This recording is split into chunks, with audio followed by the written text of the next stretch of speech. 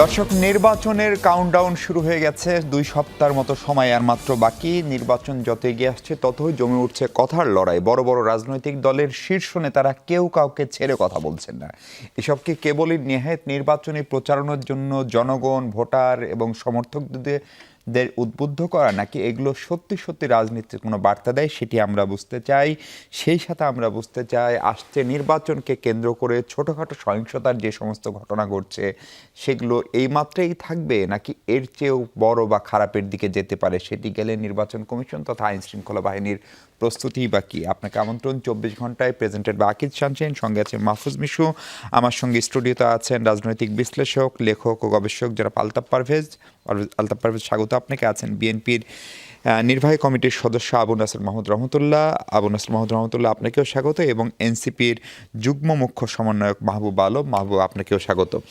আমরা আলোচনা শুরু করতে চাই আজকে বিএনপির চেয়ারম্যান তারেক রহমান সাহেব একটি জনসভায় জামাতের নেতাদেরকে মিন করে, তারা যখন বিএনপি 5বার দুর্নীতিতে চ্যাম্পিয়ন হয়েছে, যখন সবশেষ ক্ষমতায় ছিল 1 থেকে 6, এবং সেই সময় ক্ষমতার অংশীদার জামাতও ছিল। আজকে সম্ভবত তারেক রহমান প্রথমবারের মতো বিএনপির কোনো শীর্ষ নেতা স্পষ্ট করে বললেন, বিএনপি যদি এতই খারাপ হয় তাহলে তখন পদত্যাগ করেননি কেন? এই প্রশ্নের উত্তর আমরা এর আগে জামাতের নেতাদেরকে জিজ্ঞেস করেছিলাম। তারা বলেছিলেন যে তারা চ্যালেঞ্জ করতে চান ওই সময় যে দুটি মন্ত্রণালয়ের দায়িত্বে জামাতের মন্ত্রীরা ছিল, দুজনই প্রয়াত, তাদের মন্ত্রণালয়ে কোনো দুর্নীতি হয়নি। ফলে এখন এই পদত্যাগ কেন করেননি, এই প্রশ্ন তুলে বিএনপি আসলে কি অর্জন করতে চায়?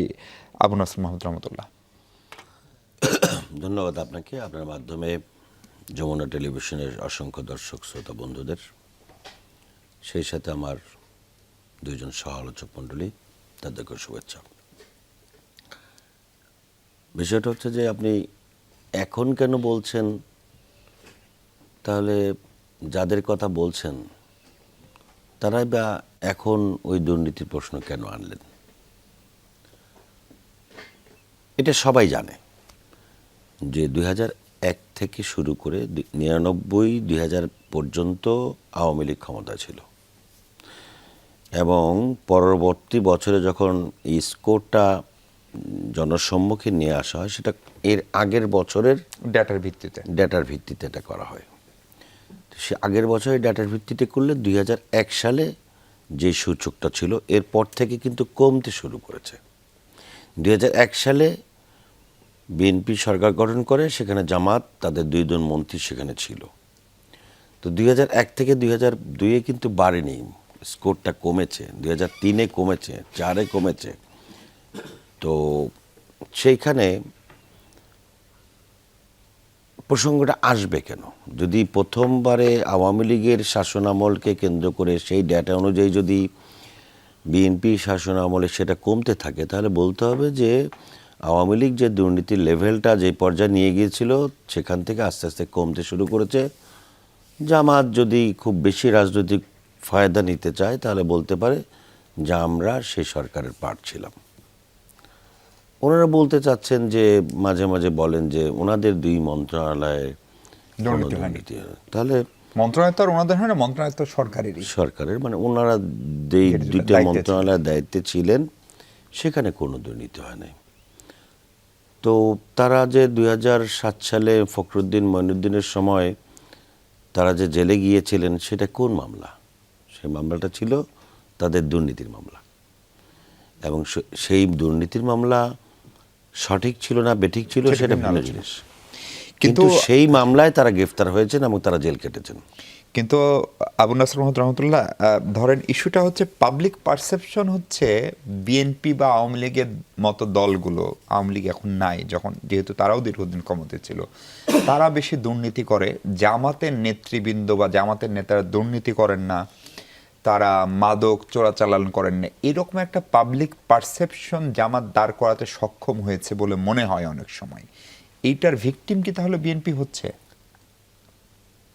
পারসেপশন তো একটা ভিন্ন জিনিস। পারসেপশনটা কোত্থেকে আসবে? জামাত কি কখনো পুরোপুরি রাষ্ট্র ক্ষমতা ছিল? জামাতের নেতৃত্বে কি এই দেশ শাসন হয়েছে? তো সেক্ষেত্রে এটা বলা খুব সহজ যে আমি দুর্নীতি করার সুযোগ পাইনি, আমি দুর্নীতি করবো কোত্থেকে? আমি রাষ্ট্র পরিচালনা করার সুযোগ পেলাম না। আপনি দুটি মন্ত্রণালয় আপনি পরিচালনা করার সুযোগ পেলেন, সেই দুটি মন্ত্রণালয় আপনার বিরুদ্ধে দুদকের মামলা ছিল, সেই দুদকের মামলার কারণে আপনারা জেলে গিয়েছেন। পারসেপশন হিসাব এখন জনগণ করুক।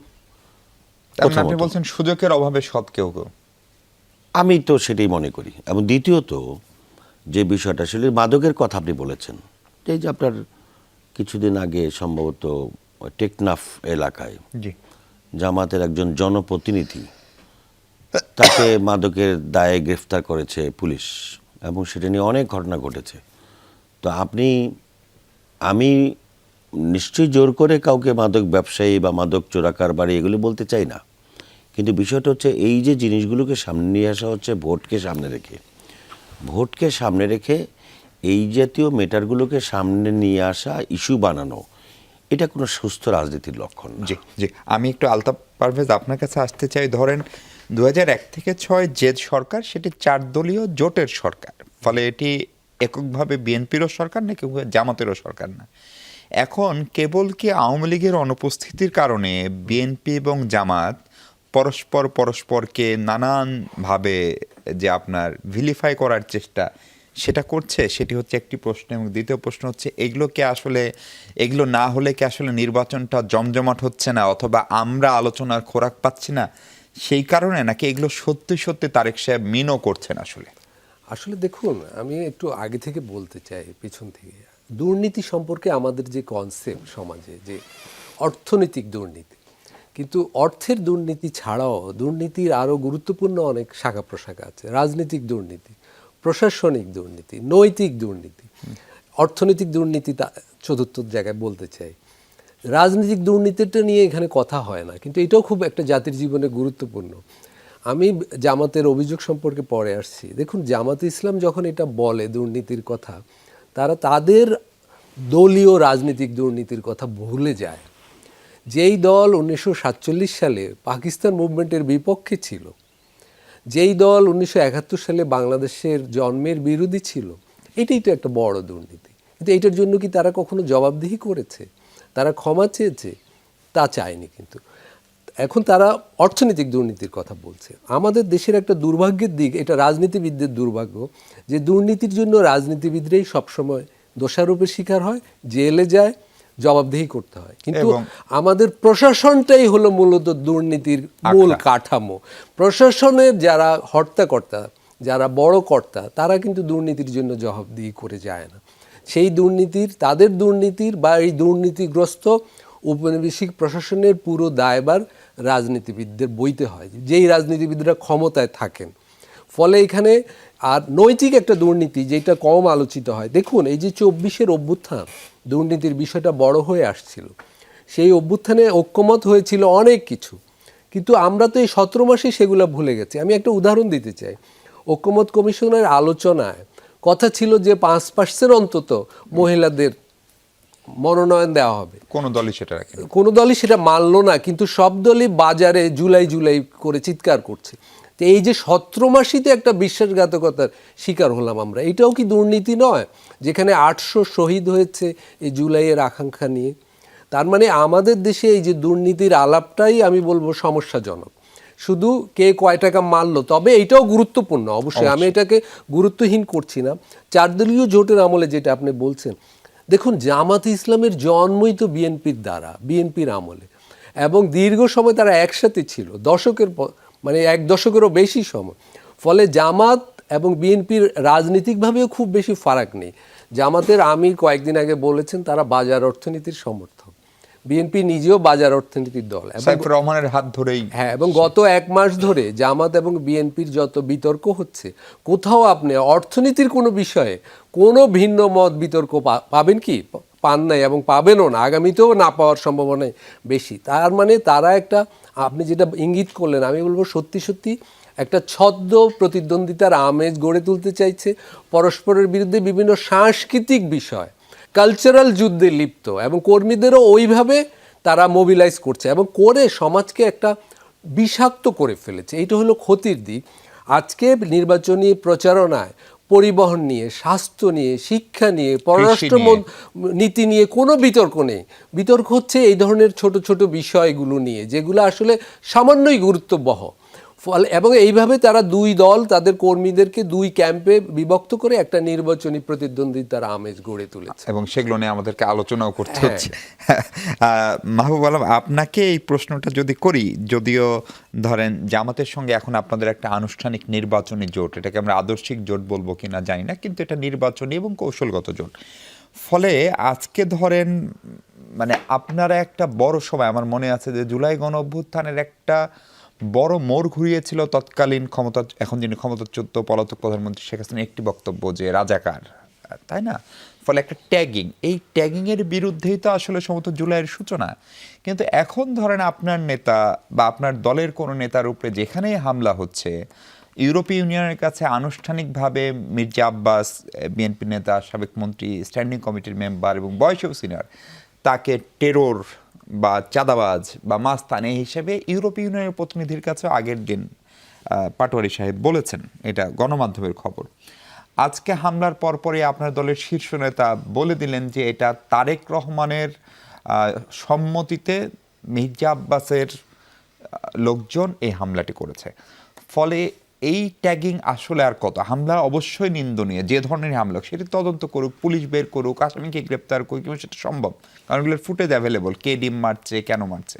ফলে এই ট্যাগিংয়ের রাজনীতি আসলে আমরা আর কতদিন করবো মাহবুব?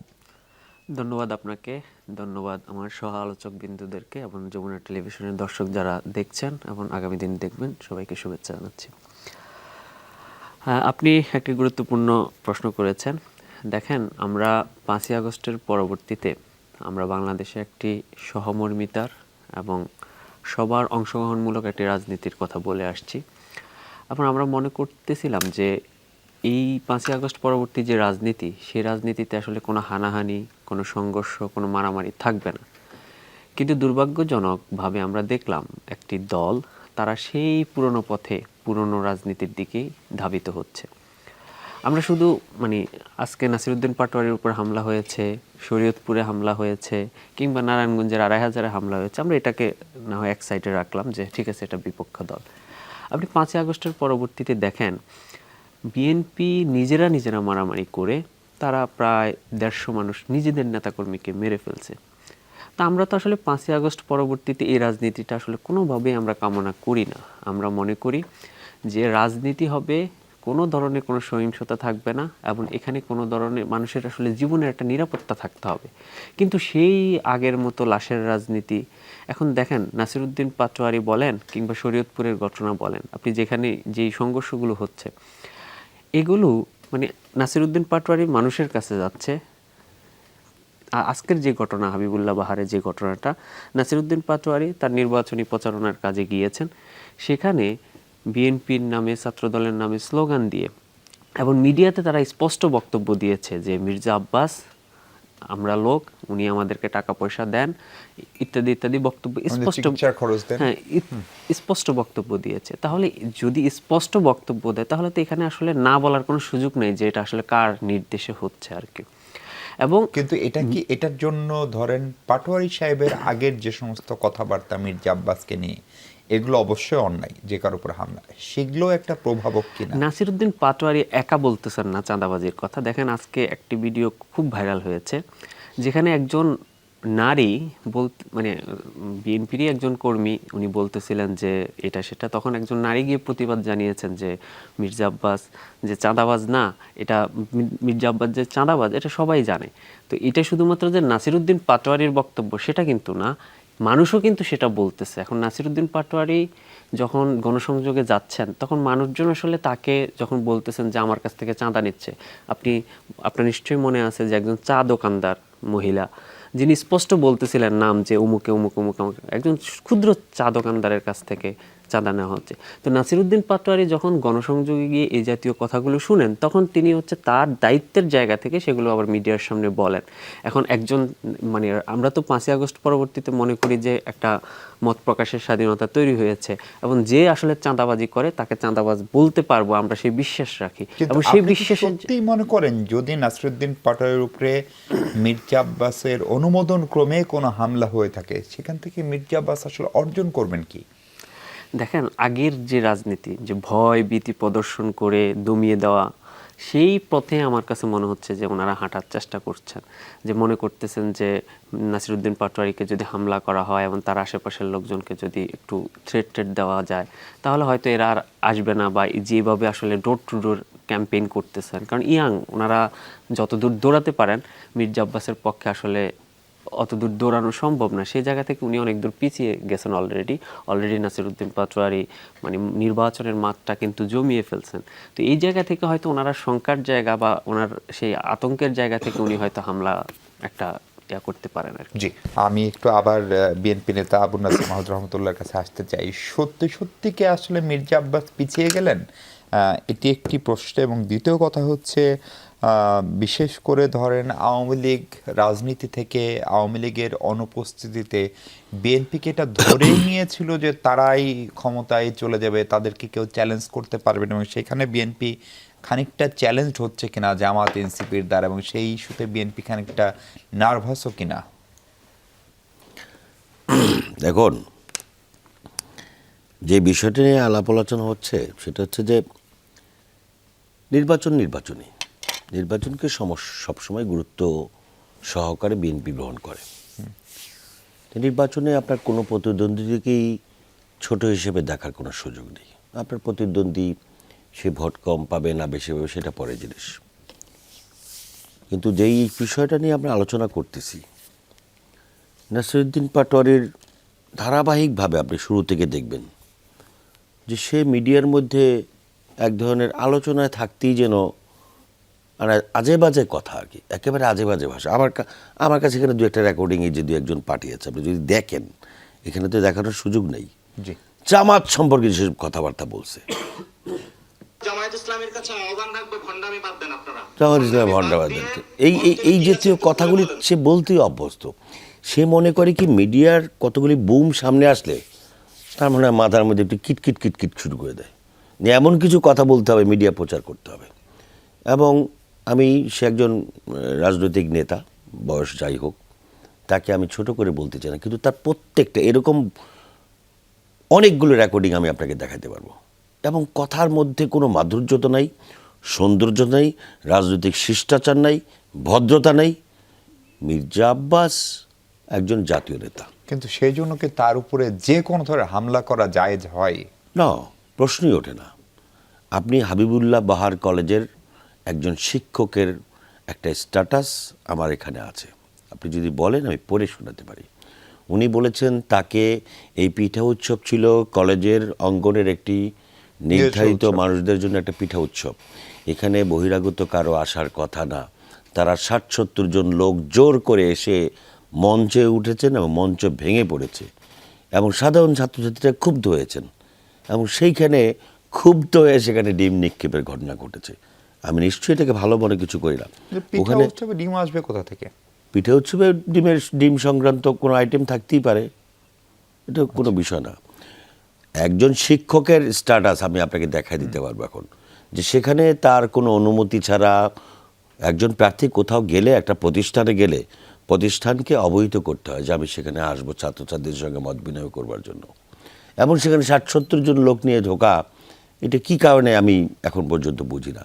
আর মির্জা আব্বাসের মতো মানুষ, তাকে পরিকল্পনা করে, আপনি অসংখ্য ভিডিও পাবেন যে একজন মহিলা, আমি কালকেও দেখেছি, আমি আপনাকে ডকুমেন্টারি দিতে পারবো, যে এই চাঁদাবাজ, আপনি কাকে চাঁদাবাজ বলতেছেন? উনি আমাকে চাকরি দিয়েছেন, এই এলাকার ২,০০০ মানুষকে চাকরি দিয়েছেন বিনা টাকায়, বিনা অর্থে, আমার সংসার নিয়ে আমি বসবাস করছি, আপনি এগুলি পেয়েছেন কোথায়? এরকম বহু জায়গায় সে এরকম, এটাকে যদি আপনি বলেন প্রতিরোধ, তাহলে জনগণের প্রতিরোধ এটা। আমি একটু এবং নির্লজ্জভাবে সে মিথ্যাচার করে বেড়াচ্ছে, এবং মির্জা আব্বাসের ব্যাপারে যে কথাগুলো বলা হচ্ছে, এর থেকে নষ্টামি, মিথ্যাচার এবং বেয়াদবিমূলক আচরণ।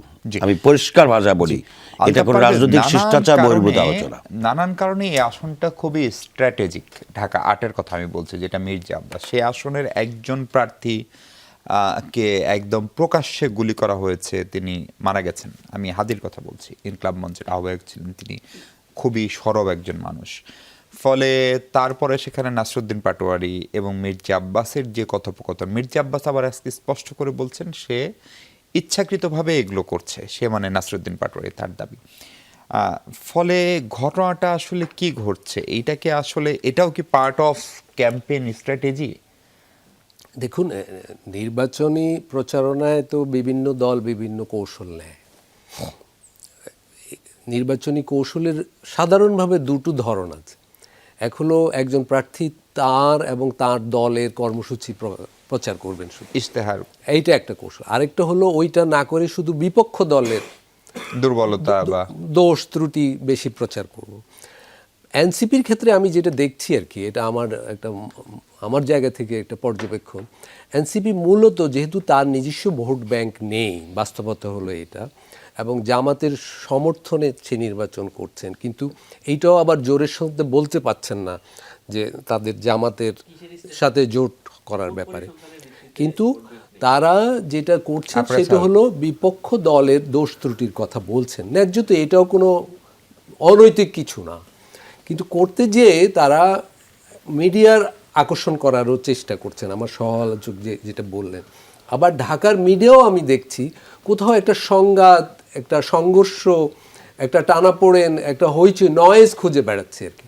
দেখুন, বাংলাদেশের যে নির্বাচনী ঐতিহ্য, এমনকি সুষ্ঠু নির্বাচনের যেই নির্বাচনগুলো হয়েছে, ডিম নিক্ষেপ এটা অন্যায়, কিন্তু এটা এত বড় নির্বাচনী সহিংসতা নয় আজকে যেভাবে জাতীয় সংবাদ হয়ে উঠেছে। কিন্তু এইটাকেও যেহেতু এইটাই এখন ঘটেছে, অন্য অন্য জায়গায় নির্বাচন মোটামুটি এখন পর্যন্ত প্রচারণা তো শান্তিপূর্ণই আছে বাংলাদেশের অতীতের তুলনায় বা আমাদের পার্শ্ববর্তী দেশগুলোর তুলনায়। আমি বলবো ডিম নিক্ষেপের ঘটনাটা অতিরিক্ত একটা প্রচার পেয়েছে, কিন্তু এইটাও অন্যায়, এইটা আমি বলবো বিএনপির কর্মীরা এনসিপি নির্বাচনী কৌশলের ফাঁদে পড়েছে। কিন্তু যেহেতু আমরা সাংবাদিকতাটা আপনিও করেন, ফলে ধরেন যখন নাহিদ ইসলাম প্রেস কনফারেন্স ডাকেন, অথবা এনসিপির মতো একটি দল যাদের জুলাই গণ অভ্যুত্থানের পার্টি হিসেবে না হলে ব্যক্তি অনেকের সরাসরি নেতৃত্ব দেওয়ার অভিজ্ঞতা রয়েছে, তারা যখন একটা প্রেস কনফারেন্স ডাকেন এবং তারা যখন নিজেদের ফেসবুক পেজে পার্টির পেজ থেকে লাইভ করেন, সেটা গণমাধ্যম চাইলেও অ্যাভয়েড করতে পারেন। সেটা ঠিক, কিন্তু দেখুন বাংলাদেশের এই যে প্রায় 300 আসনে অনেক জায়গায় অনেক প্রার্থী সিরিয়াসলি নানা ডোর টু ডোর ক্যাম্পেইন করছেন, অনেক ইনোভেটিভ ওয়েতেই তারা ক্যাম্পেইনটা করছেন, সেগুলো কিন্তু মিডিয়ায় আসছে না। কিন্তু ঢাকার দু একটা জায়গায় আমার কাছে মনে হচ্ছে একটু বেশি মনোযোগ পাচ্ছে, অতিরিক্ত মনোযোগ পাচ্ছে, এবং সেখানে মৃদু ঘটনাকেও অনেক বড় ঘটনা আকারে তুলে ধরা হচ্ছে, এবং একটা সংঘাত যেন মিডিয়া খুঁজেই বেড়াচ্ছে। হ্যাঁ, মাহবুব, আপনার কাছে একটা প্রশ্ন রেখে বিরতিতে যেতে চাই। আপনি একটু বলতে চাচ্ছিলেন এনসিপি কি কোনোভাবে এক ধরনের, যেটা আলতাফ পারভেজ দাবি করছিলেন, ভোট ব্যাংক নাই প্রমাণিত অর্থে আমার ধারণা বোঝানোর চেষ্টা করেছেন, ফলে একটু আলোচনায় থাকার জন্য এটা করছে, এটাকে আপনাদের কৌশল কিনা সেই প্রসঙ্গে কথা বলবো আমরা দর্শক। তার আগে ছোট্ট একটা বিরতি নিই। দর্শক, আরেকবার স্বাগত 24 ঘন্টা। এনসিপি নেতা মাহবুব আলম আছেন আমার সঙ্গে। মাহবুব, আপনার কাছে বিরতির আগে যে প্রশ্নটা ছিল যে এনসিপির নির্দিষ্ট ভোট ব্যাংক না থাকা, জামাতের উপরে আপনারা খানিকটা সওয়ার হয়েছেন, সেটিও খুব জোরে সোরে না বলা, সেই কারণে কি আপনারা একটা মিডিয়া হাইপ তোলার চেষ্টার অংশ হিসেবে বিভিন্ন জায়গায় আপনার নেতাদের উপর হামলা, যেটাকে বিএনপি নেতারা কেউ কেউ সাজানো হামলাও বলছেন, এই ঘটনাগুলো ঘটছে কিনা?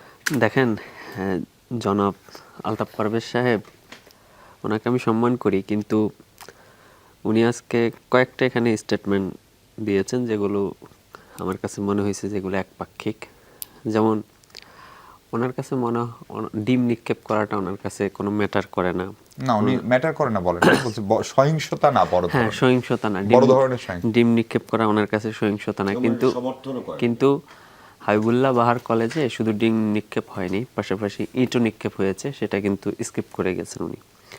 ওনার কাছে মনে হয় যে দুর্নীতি, উনি যখন আপনি দুর্নীতি নিয়ে কথা হচ্ছিল তখন উনি দুর্নীতিটাকে বড়, মানে আর্থিক যে দুর্নীতি, সেই দুর্নীতিটাকে উনি বড় করে দেখতে চান না, উনি দেখতে চান রাজনৈতিক দুর্নীতি এই সেই বলে। কিন্তু আমাদের সমসাময়িক সময়ে বিশ্বের অন্যান্য দেশে যারা স্বাধীনতা লাভ করছে তারা কিন্তু অনেক অর্থনৈতিকভাবে, সামাজিকভাবে এগিয়ে গেছে, কিন্তু আমরা আসলে পিছিয়ে আছি। আমাদের একটাই বড় কারণ, সেটা হচ্ছে আর্থিক দুর্নীতি। আমাদের সমাজে আসলে সুশাসন নাই, এটা হচ্ছে আমাদের একটা বড় প্রবলেম। কিন্তু উনি যেভাবে এটাকে এড়িয়ে গেছেন, এটা আমার কাছে মনে হয়েছে খুবই দুঃখজনক। তারপরে উনি আরেকটা যে স্টেটমেন্ট দিয়েছেন যে এনসিপির ভোট ব্যাংক নেই, অথচ মানে আপনার যতগুলো এখন পর্যন্ত জরিপ হয়েছে সেই জরিপে দেখা গেছে এনসিপির 7% এবং এর আশেপাশে ভোট রয়েছে। 1 বছর আগে প্রতিষ্ঠিত একটা দল 7% ভোট এখন ক্যারি করতেছে, এবং এটা হচ্ছে মানে আগের জরিপ। আমরা যখন প্রতীক পাইনি, প্রতীক পাওয়ার আগের এই জরিপগুলো, প্রতীক পাওয়ার পরের আসলে জরিপ এখনো আসে নাই, কারণ আমরা প্রতীকটা পেয়েছি একেবারে 11th আওয়ারে। এই জায়গা থেকে আপনি দেখেন এই যে তরুণরা, এই তরুণদের নেতৃত্বে এত বড় একটা গণঅভ্যুত্থান হয়েছে, মানুষজন রাস্তায় নেমে আসছে, এবং আমরা আসলে যে কথাগুলো বলেছিলাম সে কথাগুলো মানুষ সাপোর্ট করতেছে। আমরা যে সংস্কারের কথা বলছি, আমরা যেই নতুন বন্দোবস্তর কথা বলছি, আমরা যে সেকেন্ড রিপাবলিক গঠন করার কথা বলছি, এগুলো কিন্তু মানুষ সাপোর্ট করতেছে। সেই জায়গা থেকে এই যে ওনারা ঢালাওভাবে বলে ফেলেন যে এনসিপির কোনো জনসমর্থন, এগুলো আসলে খুবই দুঃখজনক। এগুলো তরুণদেরকে একদম হার্ট করে। একটা বিনীত জিজ্ঞাসা, ধরেন কাদেরের মতো মানুষ যাকে জুলাই গণঅভ্যুত্থানের সময় ডিবি অফিসে নিয়ে যাওয়া হয়েছিল, যে ঢাকা বিশ্ববিদ্যালয়ের 6-7 জন সমন্বয়ক যারাই আন্দোলনের প্রাণ পুরুষ, তাদের সেই কদিন পরে ছাত্র সংসদ নির্বাচন, সেখানে তাহলে আপনাদের বন্ধু বান্ধব বা স্বজন যারা, তাদের এই ভরাডুবিটা কেন হলো? দেখেন, ছাত্র সংসদ নির্বাচনে এবার যেটা হয়েছে যে আমাদের ছাত্র সংগঠনটা একেবারে নবীন ছাত্র সংগঠন, এবং শিক্ষার্থীদের মাঝে যে জনকল্যাণমূলক যে কার্যক্রমগুলো, সেগুলো আমাদের ওরকম ইকোনমিক্যাল স্ট্যান্ডও নেই এবং আমাদের ওই সক্ষমতাও নেই। সেই জায়গা তাহলে থেকে জাতীয় নির্বাচনেও তো এগুলো ম্যাটার নাকি? হ্যাঁ, মানে ইকোনমিক অ্যাবিলিটি, সক্ষমতা, সংগঠন। হ্যাঁ, এটা তো একটা ম্যাটার। সেই ম্যাটারের জায়গা থেকে আমাদের কাছে মনে হয়েছে যে আমরা যদি ঐক্যবদ্ধভাবে এই জুলাই সনদ বাস্তবায়ন এবং যে গণভোটে হাঁকে জয়যুক্ত করার জন্য আমরা যারা আসলে এই যে জুলাইয়ের পক্ষে আছি, তাদের ঐক্যবদ্ধভাবে নির্বাচন করা দরকার। সেই জায়গা থেকেই কিন্তু আমাদের এই প্রচেষ্টা। কিন্তু ওনারা যেভাবে ঢালাওভাবে এনসিপিকে মানে কোনো ভোট ব্যাংক নাই খারিজ করে দিচ্ছেন, এটা আসলে খুবই দুঃখজনক। জি, আমি একটু আবু নাসের মাহমুদ রহমতুল্লাহ আপনার কাছে আসতে চাই। জামাতের আমির যিনি শীর্ষ নেতা ডক্টর শফিকুর রহমান সাহেব আজকে বলেছেন যে তারা পায়ে পাড়া দিয়ে ঝগড়া করতে বা মারামারি করতে চান না, কিন্তু কেউ যদি তাদেরকে আক্রমণ করার চেষ্টা করে তাদের লেজ নয় কান ধরে টান দিব। মানে আমরা যা বুঝছি তাতে মুখোমুখি আসলে ইয়েটা হতে পারে, ফাইটটা হতে পারে, পেছন থেকে না। ফলে এই বিষয়গুলো নিয়ে নির্বাচনের পরিবেশে খানিকটা উত্তেজনা, এবং প্রতিদিনই আমরা যেমন গতকালকে ভোলায় বেশ কয়েকজন আহত হয়েছে, আজকে শরীয়তপুরে, পিরোজপুরে সেখানেও সংঘর্ষের খবর আসছে।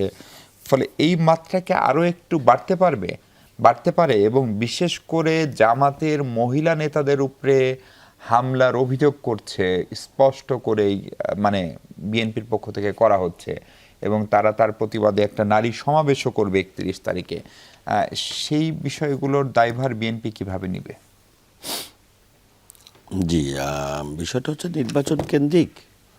সকল জাতীয় নির্বাচন বা স্থানীয় নির্বাচনে এই স্থানীয় পর্যায়ের নেতাকর্মীদের মধ্যে কোনো কোনো কারণে একটু উত্তেজনা তৈরি হওয়া, একটু ধাওয়া পাল্টা দেওয়া হওয়া, এটা উৎসব যেরকম চলে, নির্বাচনে কিছু এরকম বৈপরীত্য কিছু ঘটনা ঘটে।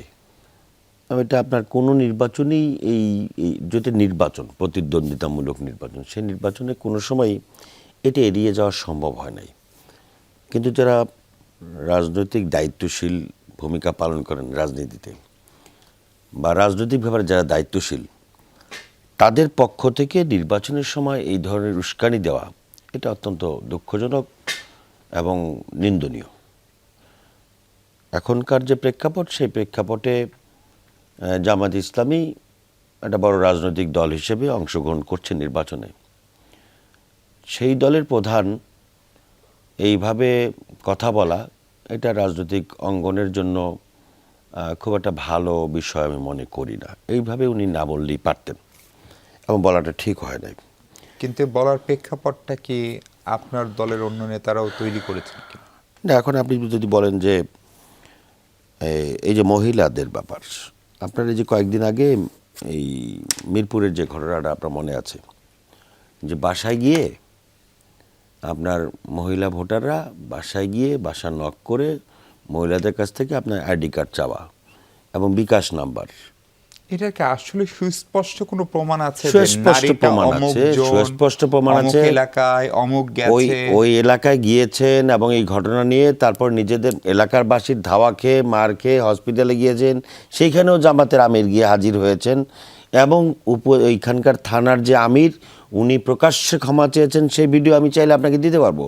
উনি বলেছেন যে আমাদের এরকম করা উচিত হয় না, আমরা সরি, আল্লাহ আমাদেরকে মাফ করে দেন। আমার কাছে ভিডিও আছে, আপনি চাইলে আমি বের করে দিতে পারবো। তো এটা তো ওরা স্বীকার করে নিয়েছেন যে এই ধরনের ন্যাক্কারজনক ঘটনা, যে ভোটের সময় একটা অপরিচিত বাসায় গিয়ে সেখানে, এবং ওই নারী ভোটার যারা চাইতে গেছেন তারাও এটা বলছেন যে বাবা আমাদের ভুল হয়ে গেছে। নারী ভোটার না, মানে নারী কর্মী যারা গিয়েছেন। তো নারীদের হেনস্থা করা বা নারীদেরকে করার এই বিষয়ে জামাত যে একটা সমাবেশ আয়োজন করেছে, এটা মানে একটা হাস্যকর বিষয় আমার কাছে মনে হয়েছে। যে উদর পিণ্ডি বুদর গাড়ে চাপানোর যেরকম বিষয়টা, যেই দলের একজন নেতা প্রকাশ্যে বলতে পারে যে ঢাকা বিশ্ববিদ্যালয়ের মেয়েরা হচ্ছে বেশ্যা, যেই দলের একজন নেতা রাজনীতিতে নির্বাচনী সমাবেশে বলতে পারে যে এই ঢাকা বিশ্ববিদ্যালয়ের ছেলে মেয়েরা, এই যে সমস্ত ভাষা, এই ভাষা তো আমাদের ছেলে মেয়েদের ব্যাপারে আমাদের বলতে লজ্জায় মাথায় হেঁট হয়ে যায়। একটা দেশের নাগরিক, আবার সে রাজনৈতিক নেতার পরিচয় দেয়, তার মুখ থেকে এই ধরনের ভাষা বাংলাদেশের সর্বোচ্চ বিদ্যাপীঠ সেইখানকার ছেলে মেয়েদের ব্যাপারে এই ধরনের বক্তব্য আমাদের কাছে লজ্জা লাগে। যে এই ধরনের কথা একজন রাজনৈতিক নেতা কীভাবে বলেন। আমি ভাই না, আমার ওই যে একটা যে এনসিপির যে 7% ভোটারের কথা বলেছেন, আবার ভাই বলেছেন যে সেখানে ভোটের নাই, এটা আবার মাহবুব সাহেব এটা আবার খুব বড় কাজ করেছেন। এনসিপির 60% ভোট বলেছেন যে ছাত্র সংগঠনটা একেবারে নবীন, আবার বলেছেন রাজনৈতিক দল হিসেবে এনসিপি নতুন। 7% ভোট ছিল, এনসিপির যে বড় একটা অংশ জামাতে যোগ দেওয়ার পরে তারা যে পদত্যাগ করে চলে গেল, এরপরে কি 7% পরে বাড়ছে না কমছে, এই হিসাবগুলো কি করবে? এইসব আমরা 12 তারিখে দেখতে পাবো, 12 ফেব্রুয়ারি ভোটে 12 তারিখে দেখতে পারবো অবশ্যই। মানে আমি বলছি যে 7% ভোটের বড় একটা অংশ তো চলে গেল জামাতের দিকে যাওয়ার কারণে, এবং এটা তো এনসিপির নেতাকর্মীরা ভালোভাবে নেয় নাই। এবং এনসিপির ভোটের পার্সেন্টেজ গণার উপায়টা কি, যারা যারা করছে এই পারসেপশনটা কোত্থেকে আসছে? মানে আপনার কি মনে হয় এনসিপির ভোট আসলে কত শতাংশ? আমার মনে হয় কিছু না, কতটি আসন পেতে পারে আমার মনে হয় কিছু নাই। যে সুশাসনের কথা বলা হলো, এনসিপির এই যে একটু আগে একজন নেতার নাম বলা হলো, চাঁদাবাজ থানা নিয়ে গেছে, এনসিপির একেবারে 4-5 জনের মধ্যে একজন নেতা, সে থানায় গিয়ে তারপরে সেই চাঁদাবাজদের বের করে নিয়ে আসার চেষ্টা করলো। আবার তারা কিন্তু আবার চাঁদাবাজগুলো রাস্তায় অন্যদেরকে বলে। জি, সুশাসন কোত্থেকে আসবে? আলতাফ ভাই, আপনার কাছে আমি একটু জামাতের আমিরের ওই বক্তব্যটা, লেজ না কান ধরে টান দিব, এগুলো মানে ধরেন হয় কি দলের সেকেন্ড বা থার্ড টায়ারের নেতারা বলতেই পারেন, কিন্তু আমির বা ধরেন বিএনপির চেয়ারপারসন বা চেয়ারম্যান তারা বরং সেগুলোর কে স্তীমিত করবেন। কিন্তু যেটা রহমতুল্লাহ সাহেব বলছিলেন, একদম শীর্ষ নেতার এই বক্তব্য মাঠ পর্যায়ে তৃণমূলে জেলা কমিটিকে খানিকটা মানে প্রভোকন আচরণও করতে বাধ্য করে। এবারে নির্বাচনী প্রচারণা, ওই যেটা আমি শুরুতে বলেছি, যেহেতু জাতীয় গুরুত্বপূর্ণ বিষয়গুলো নিয়ে কোনো বিতর্ক হচ্ছে না এবং জামাতের সাথে বিএনপির তেমন ফারাকও নেই অনেক বিষয়ে, ফলে বিতর্ক হচ্ছে এই ধরনের সস্তা মুখরোচক বা ওই ভাইরাল হওয়ার মতো কিছু সাংস্কৃতিক বিষয় আসে, এবং বিতর্কের মান, পরস্পরের বিরুদ্ধে অভিযোগের মানও খুবই নিম্ন। কিন্তু জামাতের একটা বিষয় আমি একটু আলোচনায় তুলতে চাই, যেটা আমি নাগরিক হিসাবে উদ্বিগ্ন, সেটা হলো ধর্মের ব্যবহার তো এই দল করবে বা অন্য দলও করে, সেটা অতীতেও ঘটেছে, কিন্তু এবার যে পর্যায়ে ধর্মের ব্যবহার হচ্ছে সেটা ধর্মের জন্যই উদ্বেগজনক। দেখুন, বলা হচ্ছে যে দাড়িপাল্লায় ভোট দিলে ঈমান থাকবে বা বেহেশত পাওয়া যাবে। দেখুন, এই যে ইসলামে ঈমানের, আল্লাহর প্রতি ঈমান আনার ব্যাপার আছে। আল্লাহ কিন্তু নিরাকার, আল্লাহ কোনো সাকার বিষয় নয়, কিন্তু দাড়িপাল্লা তো একটা আকার, একটা বস্তু। এখন এই যে দাড়িপাল্লাকে আল্লাহর প্রতি ঈমান আনার সাথে তুলনা করা হচ্ছে, এগুলো কিন্তু ধর্মের, ইসলামের জন্য ক্ষতিকর, ইসলাম সম্পর্কে বিকৃত ধারণা দেয়। আমি বাংলাদেশের মানুষ ধর্মপ্রাণ মানুষ, কিন্তু ধর্মের ব্যবহার এখানে হবে, অতীতে হয়েছে, এটা অস্বাভাবিক নয়, কিন্তু ধর্মকে বিকৃত করা আমি বলবো ইসলামের শত্রুরা এইভাবে কখনো করেনি, এটা একটা ব্যাপার। দ্বিতীয়ত নির্বাচনী প্রচারণায় সব দলই অনেক মুখরোচক, আমি বলবো জনপ্রিয়তামুখী কথা বলছে, কিন্তু এটা জনগণের জন্য প্রচারণামূলক হচ্ছে। আমি একটা উদাহরণ দিতে চাই, আপনি অনুমতি দিলে। স্বাস্থ্য খাতে বিএনপি জিডিপির 5% বরাদ্দের কথা বলেছে, জামাত বলেছে 6 থেকে 8% বরাদ্দ করবে। এখন বরাদ্দ হয় 2%, ভারতে 3%, শ্রীলঙ্কায় 4%, কিন্তু আমরা 5 এবং 6, 7, 8-এ চলে গেলাম। এখন এই টাকাটা আসবে কোত্থেকে? কেউ কিছু বলেনি। এই জিডিপিতে যদি স্বাস্থ্য খাতে ব্যয় বাড়াতে হয় তার মানে অন্য খাতে কমবে। কিন্তু আরো বিপজ্জনক বিষয় হলো জামাত ইসলাম তাদের পলিসি সামিটে বলেছে যে তারা ট্যাক্স কমিয়ে এটা 19 ভাগে নিয়ে আসবে, মানে আয় কমবে। হ্যাঁ, তার মানে রাষ্ট্রের আয় কমাবো আমি, কিন্তু রাষ্ট্রের ব্যয় বাড়াবো। এটা কিভাবে সম্ভব? তার মানে এই যে জনগণকে বিভ্রান্ত করার জন্য এই প্রচারণাগুলো হয়। কিন্তু একই কথা তো ধরেন বিএনপিও বলছে, এই যে বললাম 5% যে দিবে, হ্যাঁ, কোথা থেকে আনবে? কোথা থেকে দিবে? বিএনপি বলছে তারা 5 বছরে 2.5 কোটি নারীকে ফ্যামিলি কার্ড দিবে। তো এই কথাটা বলার পাশাপাশি তাদের বলা উচিত যে এই টাকাটা আমরা এখান থেকে আনবো। এই টাকাটা তো নিশ্চয়ই বিশ্বব্যাংক IMF থেকে আনবে না, জনগণ থেকে আদায় করবে। তার মানে তারা কর বাড়াবে, ভ্যাট বাড়াবে, তাহলে সেই কথাটাও বলা উচিত, কিন্তু সেইটা বলা হচ্ছে না। আলোচনা আমি একটা শুধু আমার সহ আলোচক এনসিপি নিয়ে একটা কথা বলেছেন, যে আমি বলেছি যে এনসিপির বড় ভোট ব্যাংক নেই, এটা কোথা থেকে বলেছি? আসলে কোনো ধরনের জরিপে আমার আস্থা নেই, জরিপগুলো হয় বিভিন্ন সংস্থা থেকে। তাহলে আমি কোথা থেকে বললাম? একটা চাক্ষুষ প্রমাণ হলো এনসিপি তো ছাত্রদের দল, ছাত্রদের নেতৃত্বে হয়েছে, এবং ঢাকা বিশ্ববিদ্যালয় বা রাজশাহী এই বিশ্ববিদ্যালয়গুলো হলো তার মূল সমর্থক ভিত্তি। সেই বিশ্ববিদ্যালয়গুলো তো নির্বাচন হয়েছে, এবং সেই নির্বাচন ছাত্র সংসদগুলোর কোনো নির্বাচনে এনসিপি তো কোনো প্রতিদ্বন্দ্বিতাই গড়ে তুলতে পারেনি, কোথাও তো তারা দ্বিতীয়ও হয়নি। এ থেকেই প্রমাণিত হয় যে তাদের সমর্থক ভিত্তি দুর্বল। জি, আমরা একটা বিরতি নিই, বিরতির পরে আমরা এই নারীদেরকে টার্গেট করে যে সমস্ত কথা হচ্ছে, ধরেন আপনার বিশ্ববিদ্যালয়ের শিক্ষার্থীদেরকে যখন অতি খারাপ ভাষায় কথা বলা হলো, সেটু নিয়ে ডাকসুর স্ট্যান্ড কি, অথবা ডাকসু আসলেই বা কী করলো, ডাকসুর নানা কর্মকাণ্ড কারো কারো বিতর্কিত কিনা, এবং এই সহিংসতা নিয়ে এনসিপির অবস্থান কি, সেটি শুনতে চাই। দর্শক, ছোট্ট একটা বিরতি নিই, তারপরে কথা বলবো। দর্শক, আরেকবার স্বাগত 24 ঘন্টায়। শেষ সময় আমরা মাহবুব, আপনার কাছে একটু জানতে চাই, ধরেন ঢাকা বিশ্ববিদ্যালয়ের শিক্ষার্থীদেরকে নিয়ে বা ডাকসুকে নিয়ে যখন একটি দলের কেন্দ্রীয় নেতায় তাকে বলতে হবে তিনি নির্বাচনও করছেন, এরকম কথা বললো, সেটার প্রতিবাদ আপনারা করেছেন কিনা? আপনারা তাদের জোট সঙ্গী বটে। এবং একই সঙ্গে যখন জামাত ইসলামের মহিলা কর্মীদের উপর নানান ধরনের আক্রমণের অভিযোগ আসছে, সেটার ক্ষেত্রে আবার আপনারা সরব, ফলে এটাকে আপনার সঙ্গে থাকলে নারীদের নিয়ে আপনার এক নীতি, না থাকলে আরেক নীতি, সেটা একটু জানতে চাই। দ্বিতীয়ত হচ্ছে যে 5% নারী প্রার্থী দেওয়ার যে অঙ্গীকার ছিল, সেটি ধরেন পুরনো দলগুলো মানবে না, এটা আমাদের প্রত্যাশিত, কিন্তু এনসিপিও সেটি কেন প্রতিপালন করতে পারলো না? আমরা তো জুলাই আগস্টে সামনের সব মিছিলের সামনে নারীদেরকে দেখেছি। আচ্ছা, ডাকসু নিয়ে যেই মন্তব্য, সেই মন্তব্য আমরা কোনোভাবে সাপোর্ট করি না, এবং এটা নিয়ে আমরা তীব্র প্রতিক্রিয়া জানাই এবং নিন্দা জানাই। কিন্তু আনুষ্ঠানিকভাবে এখনো বোধহয় জানাননি না, আমাদের যারা ছাত্র প্রতিনিধি থেকে যারা আছে তারা সেটা নিয়ে প্রতিবাদ জানিয়েছে।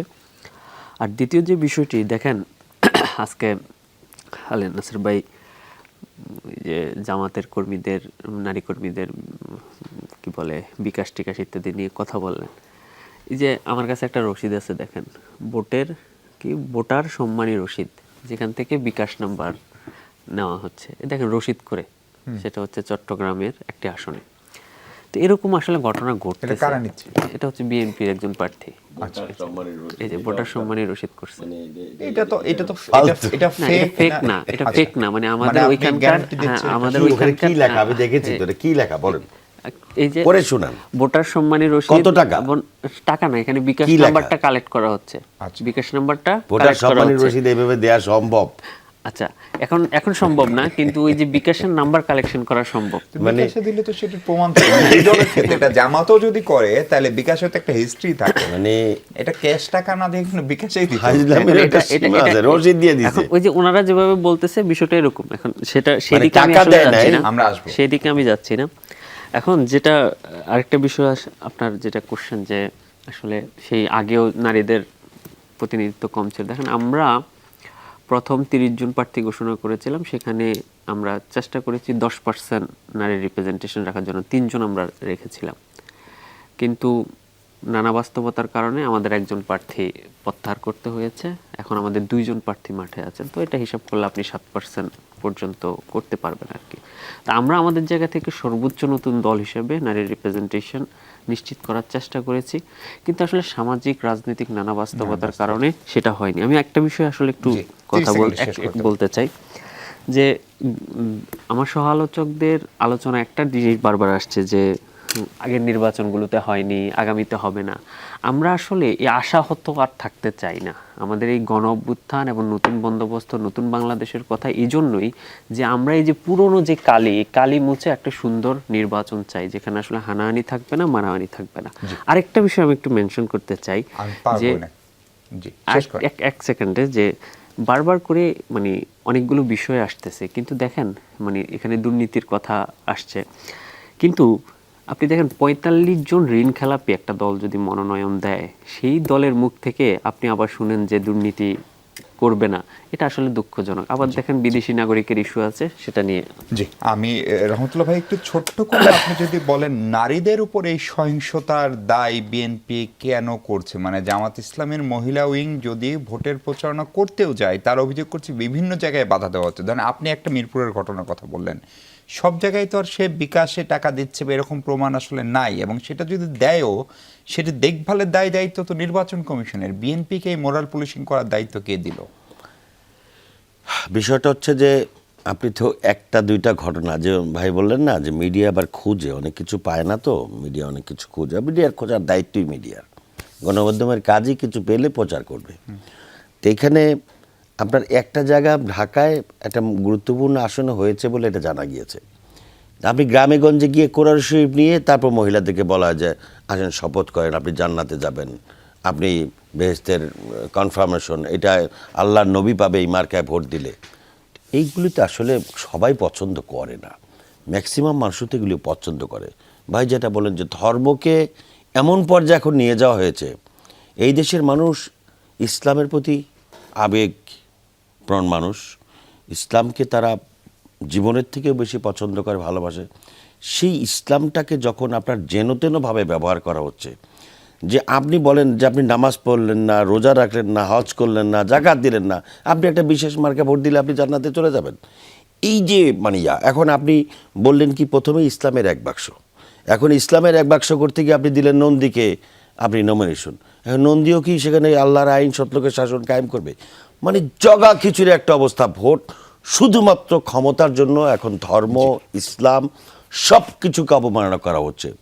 আর ওই যে আসনের কথা বলা হচ্ছে, এই নাসিরউদ্দিন পাটোয়ারি কিন্তু বলেছিল 300 আসনই এনসিপি নমিনেশন দেবে এবং 300 আসনই তারা জিতবে। তো সেখান থেকে কিন্তু আজকে এই অবস্থা। জি জি আলতাফ ভাই একদম 1 মিনিটে যদি বলেন, আমরা যে কোনো সহিংসতার ক্ষেত্রেই দেখি নারীরা এবং শিশুরা টার্গেট বেশি হয়। এই ইলেকশনে সহিংসতার মাত্রা যাই হোক না কেন, সেখানে এরই মধ্যে নারীরা সম্পৃক্ত হয়েছে, সেটা অনলাইনে, অফলাইনে, মুখের কথায়, শারীরিক আক্রমণের জায়গায়। ফলে এটার জন্য নির্বাচন কমিশনের যে অভিভাবক সুলভ বা যে গার্ডস দেখানোর কথা, সেটা আসলে কতটা না, নির্বাচন কমিশন তো এবার আসলে প্রায় নিষ্ক্রিয় অবস্থায় আছে আমি বলবো। বিশেষ করে অনলাইনে যে ধরনের মিথ্যা প্রচারণা, এআই জেনারেটেড বিভিন্ন জিনিস দিয়ে, সব দলই এটার ভিকটিম আছে। বড় দলগুলো এটা নিজেরাও করছে, নানা মিথ্যা প্রচারণা। নির্বাচন কমিশন কিন্তু এই ক্ষেত্রে সক্রিয় কোনো ভূমিকা নিতে পারেনি। দেখুন, জুলাই সনদের আলোকে বা জুলাই আকাঙ্ক্ষা অনুযায়ী রাজনৈতিক দলগুলো যে 5% নারীদের মনোনয়ন দিল না, নির্বাচন কমিশনের এই বিষয়েই তো একটা হস্তক্ষেপ করা উচিত ছিল। কারণ এই পুরো নির্বাচনটা তো জুলাই গণ অভ্যুত্থানের ফসল, এবং জুলাই গণ অভ্যুত্থানে নারীদের সক্রিয় অংশগ্রহণ ছিল। ফলে নির্বাচন কমিশনের একটা নৈতিক দায়িত্ব ছিল এই বিষয়ে রাজনৈতিক দলগুলোকে মনে করিয়ে দেওয়া এবং তাদের থেকে এই ব্যাপারটা আদায় করা, কিন্তু সেটা তো ঘটে এবং পারলে বাধ্য করা। হ্যাঁ, নির্বাচন কমিশন এই বিষয়ে আমি বলবো দায়িত্ব পালন করতে পারে। অনেক ধন্যবাদ আপনাদের তিনজনকেই। দর্শক, এই ছিল আলোচনা। ভালো থাকুন সবাই, নিরাপদ থাকুন।